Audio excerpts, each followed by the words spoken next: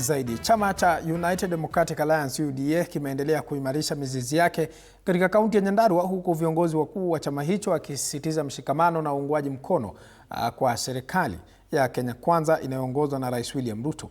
Mwaluse Meshak na taarifa zaidi.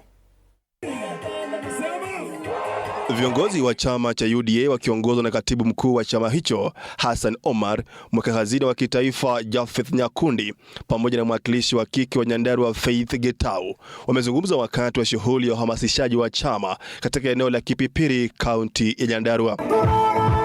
Viongozi hao wamesema shughuli hiyo ya uhamasishaji inatarajiwa kuanza rasmi Januari mwaka ujao na kuwahusisha wananchi moja kwa moja katika ajenda ya maendeleo ya serikali ya sasa. Naonea wale wengine hapa wanasema ati wana compete na His Excellency William Samoei Ruto. Na waangalia hivi, hata maneno yao hawajui wanatoka wapi, hata wanaenda wapi.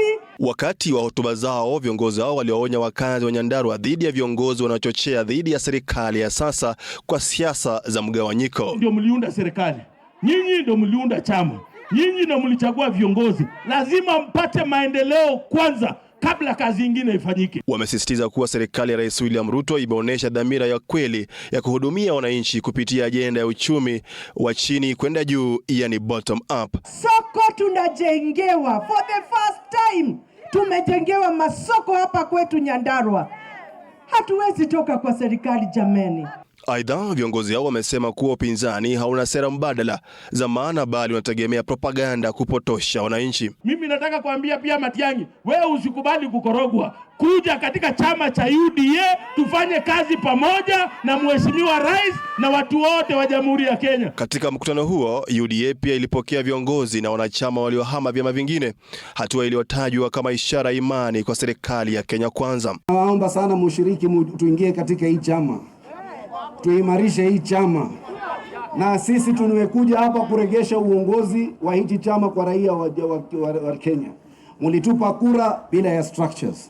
Viongozi hao wamewataka viongozi wengine wenye nia njema kujiunga nao ili kusukuma ajenda ya serikali ya Kenya Kwanza. Chama hicho cha UDA kilifanya mkutano sawia na huo katika kaunti ya Murang'a mapema wiki hii. Mwaluse Meshak, TV 47.